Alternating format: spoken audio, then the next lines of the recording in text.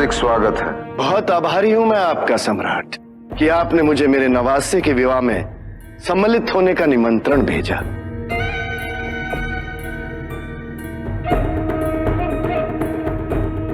कितने साल बीत गए अपनी पुत्री हेलेना और जस्टिन को देखे। मैं समझता हूं और इसीलिए राजमाता ने जब आपको आमंत्रित करने का विचार व्यक्त किया तो मैंने उसे उनका आदेश समझकर आपको आमंत्रित किया।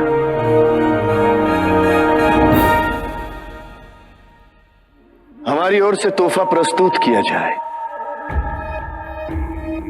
यूनान की उत्कृष्ट अंगूरी मदिरा और यूनानी अंजीर खास आपके लिए। इतने वर्षों के पश्चात भी आपको स्मरण है कि हमें अत्यंत प्रिय है। आपकी पसंद नापसंद स्मरण रखना मेरे लिए गौरव की बात है सम्राट। बेटी हेलेना। हथेरस।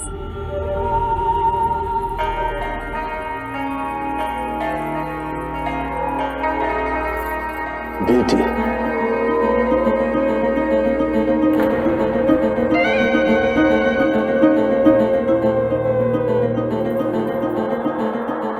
इस क्षण की प्रतीक्षा हम ना जाने कितने वर्षों से कर रहे हैं। और हम भी। जैसे ही हमें जस्टिन के विवाह का समाचार मिला हमसे तो रुका ही नहीं गया। जस्टिन बेटा, ये तुम दोनों के लिए है। ये हमारे यूनानी धर्म में विवाह की देवी हेरा का प्रतीक है। आशीर्वाद है ये बेटा कि तुम्हारा वैवाहिक जीवन हमेशा खुशियों से भरा रहे और तुम दोनों के सपने सदा पूरे हों। स्वागत स्वागत स्वागत। भेंट तो हमें देनी चाहिए, हम कन्या पक्ष के जो है।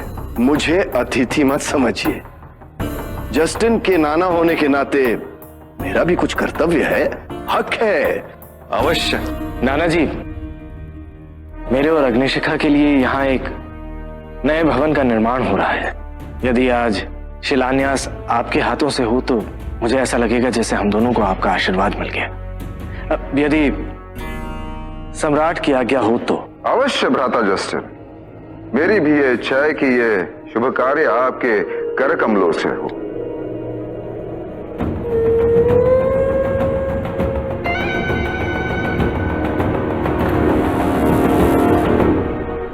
इतिहास के पन्नों में आज का दिन मगध के लिए एक अत्यंत महत्वपूर्ण दिन माना जाएगा। किंतु हमें सचेत होकर यह देखना होगा कि ये दिन मगध साम्राज्य को भविष्य में किस दिशा की ओर ले जाएगा। प्रणाम आचार्य। आपको देखता हूं तो बीता हुआ कल फिर से जिंदा हो जाता है। कुछ नहीं भूला हूं मैं, कुछ नहीं। भूलना भी नहीं चाहिए, क्योंकि ये न भूलने की प्रक्रिया मनुष्य प्राणी को भूतकाल में की गई भूल को दोहराने से रोकती है। सत्य कहा आपने। मैं पुरानी भूल दोहराने नहीं आया हूं। निश्चिंत रहिए। भूमि पूजन का समय हो गया है, हमें प्रस्थान करना चाहिए। अवश्य।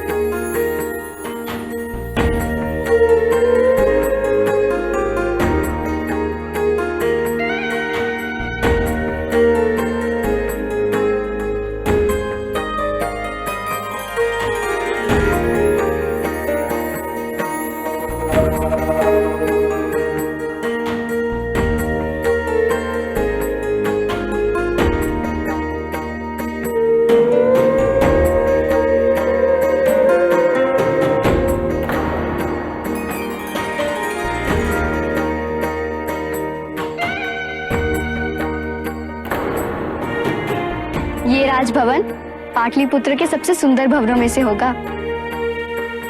उज्जैनी की शिल्पकला अतुलनीय है।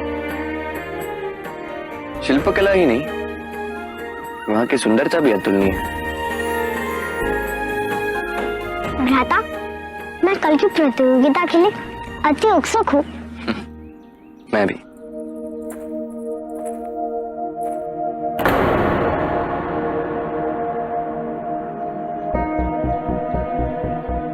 मुझे आचार्य चाणक्य को सूचित करना होगा कि अशोक को मेरे जीवित होने का सत्य ज्ञात हो चुका है।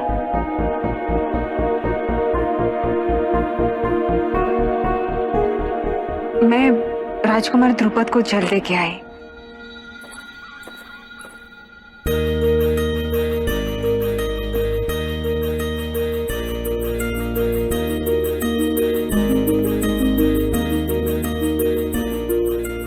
किला न्यास के लिए आगे आइए। जस्टिन, हमारी सहायता करो। आखिर ये राजमहल तुम्हारे लिए तो बनवाया जा रहा है।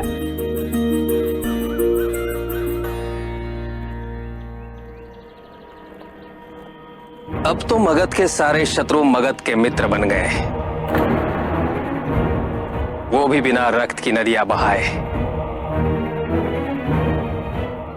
अब आप क्यों चिंतित हैं?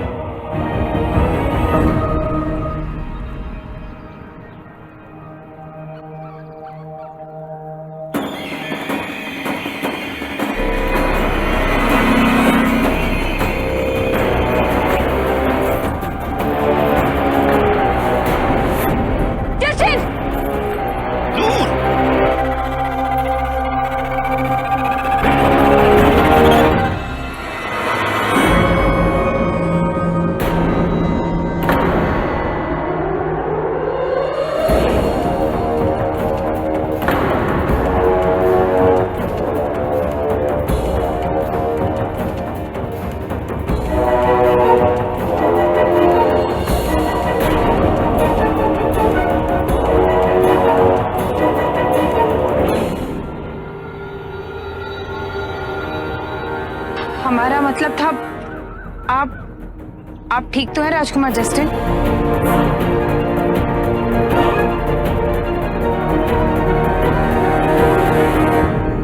विनाश के लिए रक्त की नदियां नहीं, संक्रमित रक्त बिंदु भी पर्याप्त होता है। मकदूनिया में रक्त बहाना अच्छा शगुन माना जाता है ना पतिव्रत? हाँ हाँ, सत्य कह रही हो तुम।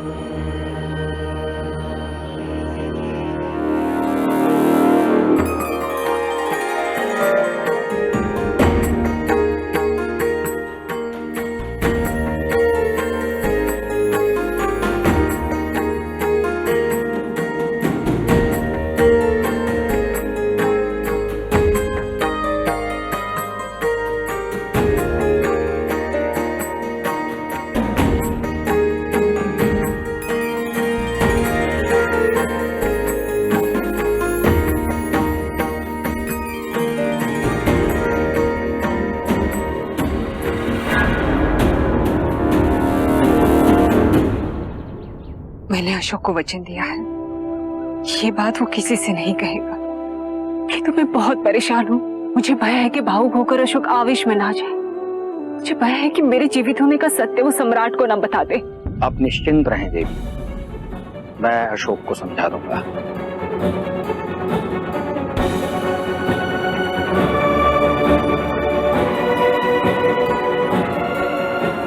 अशोक को शांत करना अत्यंत आवश्यक है।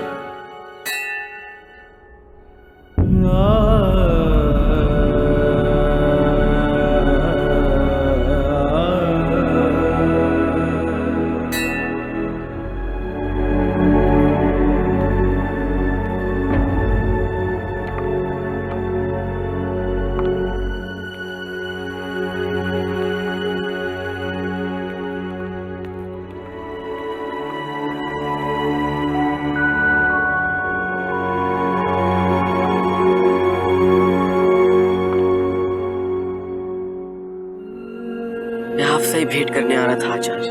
तुम्हारी माता से मुझे सब कुछ ज्ञात हो चुका है अशोक। समस्त मगध जानता है आचार्य कि आप कितने शक्तिशाली, कितने ज्ञानी है, समस्या कितनी भी जटिल क्यों ना, आप उसे अपनी बुद्धिमत्ता से सुलझा ही देते। समस्त मगध में आपसे अधिक शक्तिशाली पद किसी का नहीं। इसलिए आज मैं आपके समक्ष अपनी भी एक समस्या लेकर आया। क्या आप मेरी सहायता करेंगे?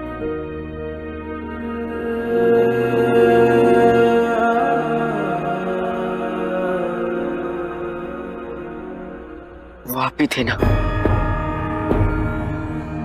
जिनके कारण मुझे और मेरी माता को पाटलिपुत्र आने के लिए विवश होना पड़ा, एक दूसरे से अलग होना पड़ा।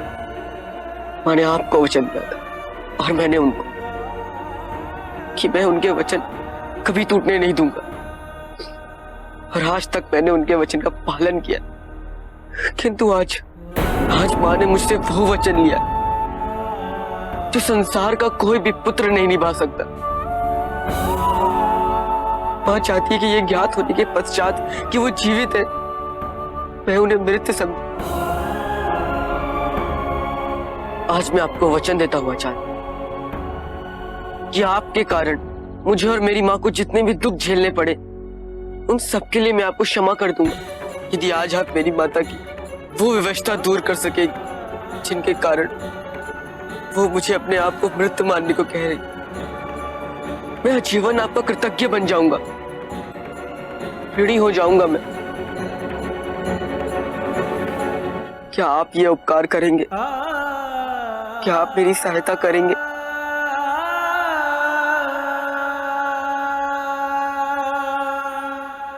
नहीं, मैं तुम्हारी सहायता नहीं कर सकता।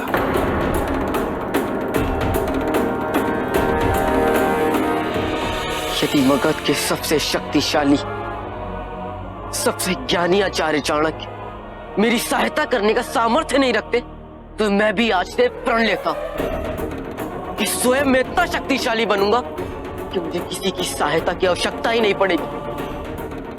आपसे भी अधिक शक्तिशाली बनूंगा, इतना शक्तिशाली बनूंगा कि मगध की भूमि पर कोई भी मां इस प्रकार पुनः विवश नहीं होगी। कोई भी संतान अपनी जीवित मां को मृत मानने के लिए विवश नहीं होगा, और किसी पे भी अन्याय नहीं होने दूंगा।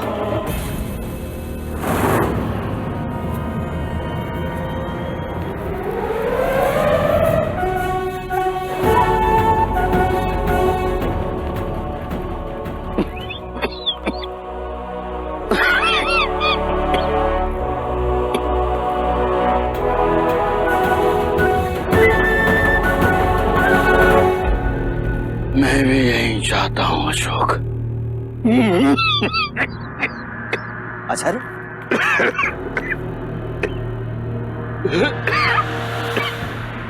आचार्य, आपने सदैव मगध के भविष्य के लिए अत्यंत कठोर निर्णय लिए, किंतु आज आपको पहली बार किसी व्यक्ति के लिए इतना भावुक और दुर्बल देख रहा हूं। अभी जो कुछ भी हुआ उससे अशोक के मन में आपके प्रति घृणा और अधिक बढ़ जाए, तो क्या ये उचित होगा आचार्य? उचित अनुचित का प्रश्न नहीं है राधागुप्त। यदि मुझसे घृणा करके अशोक और भी शक्तिशाली होता है तो उसकी नियति तक पहुंचाने के लिए मुझे हर बलिदान स्वीकार्य है। क्योंकि मैं जानता हूं उसकी नियति ही मगध साम्राज्य के लिए, भारतवर्ष के लिए और मानवता के भविष्य के लिए समबद्ध है।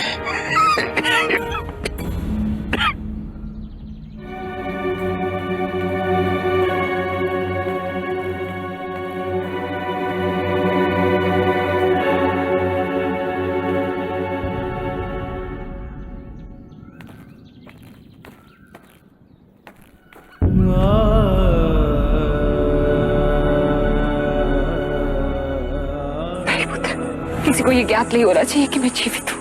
वचन दीजिए मुझे। क्यों मां, क्यों?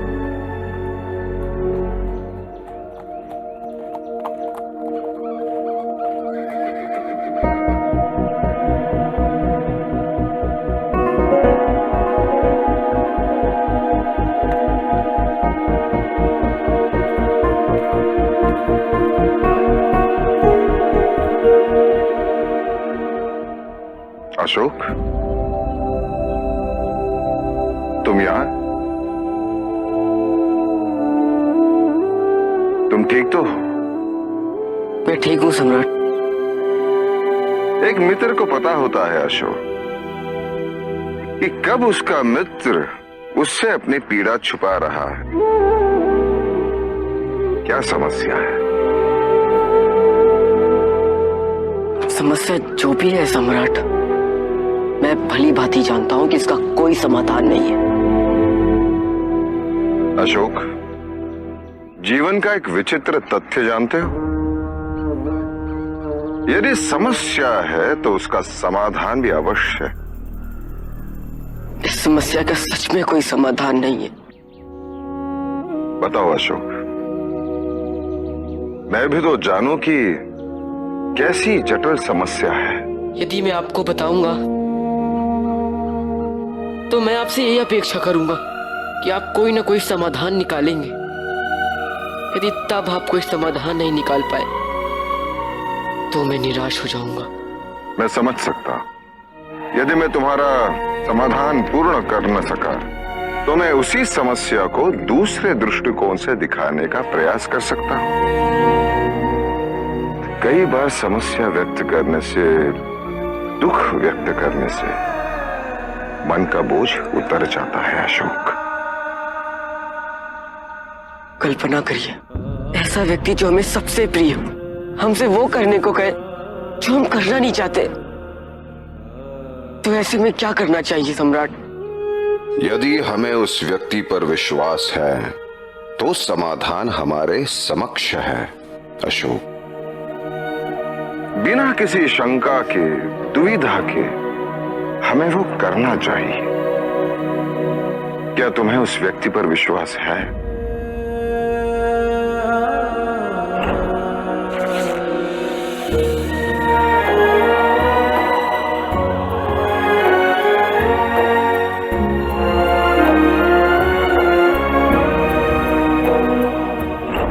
आज मुझे मेरे प्रश्न का उत्तर चाहिए। मैं कुछ नहीं बता सकती, केवल इतना कह सकती कि आपको मुझे मृत समझना होगा। नहीं, किंतु मैं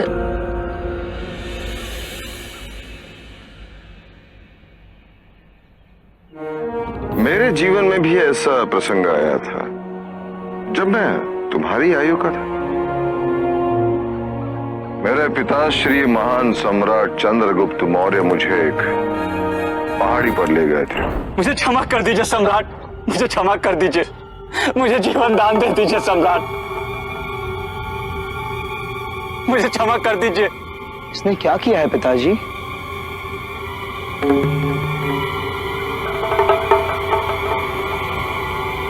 इसे दंड दो बिंदुसार। नहीं राजकुमार, मुझे मत मारिए, मैं आपसे जीवन दान की भीख मांगता हूँ। किंतु यह अत्यंत भयभीत है, इसका दोष क्या है पिताजी? तुम केवल हमारे आदेश का पालन करो बिंदुसार। बाण चलाओ।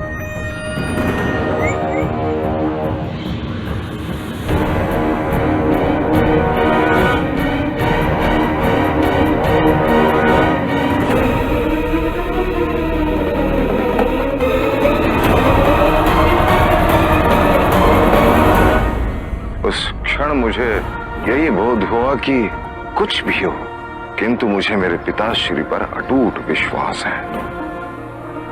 वो कभी भी मुझे अनैतिक कार्य करने के लिए नहीं कहेंगे। मैंने पिताश्री के निर्णय पर, उनके आदेश पर कोई संदेह नहीं किया, कोई प्रश्न नहीं उठाया।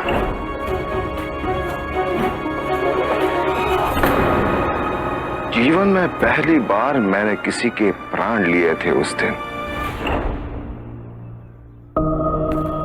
किंतु सम्राट चंद्रगुप्त ने उस व्यक्ति के प्राण लेने के लिए क्यों कहा? उस व्यक्ति ने थोड़ी सी भूमि की लोभ में अपने माता पिता की हत्या कर दी थी। लेकिन सम्राट चंद्रगुप्त ने आपको ये क्यों नहीं बताया? क्योंकि वो मुझे परखना चाहते थे कि मुझे उन पर कितना अटूट विश्वास है। ये सब सब मैंने आपके लिए किया पुत्र, आपकी सुरक्षा के लिए, आपके उज्जवल भविष्य के लिए। आपके समीप रहते भी आपको इस दुख को सहते हुए देखती रही। मैं आपको बता नहीं सकी कि मैं जीवित हूँ। मैं विवश थी पुत्र। कहाँ खो गए अशोक? कहीं नहीं सम्राट, बस ऐसा लगता है कि मेरी दुविधा दूर हो गई। किंतु ऐसी दुविधा में तुम्हें किसने डाल दिया? बस कोई है अपना, जिसपे एक क्षण के लिए विश्वास खो गया था, किंतु अब वो लौट आया। तो चलो मेरे साथ। किंतु कहाँ? भोजन करने। मेरी इच्छा है कि आज का भोजन तुम मेरे साथ ग्रहण करो। यदि मैं सम्राट के साथ गया तो प्रतियोगिता आरंभ होने से पहले मैं मां से नहीं मिल सकूंगा। क्या सम्राट वनराज को मेरा आमंत्रण स्वीकार नहीं?